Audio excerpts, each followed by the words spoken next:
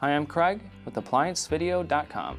Today, we'll be taking a look at the mixing valve on this Alliance top-load washing machine.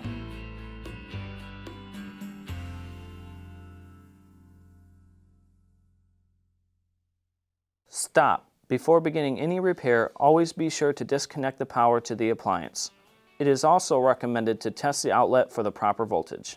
Remember to also turn off the water. The main reasons why you'd be replacing your mixing valve, also known as your water valve, is that the unit will not fill and it just hums. It may be leaking, or it may be filling while the unit is shut off. Now, click on the link below to view this repair video. ApplianceVideo.com guides you step by step, giving you the confidence to avoid recalls and callbacks, also saving time on repairs. Whether you're up against an uncommon repair or the latest appliance on the market, our videos have been created with you in mind. Our growing library of videos have been produced using our factory-certified technicians who have extensive infield experience over the past 30 years.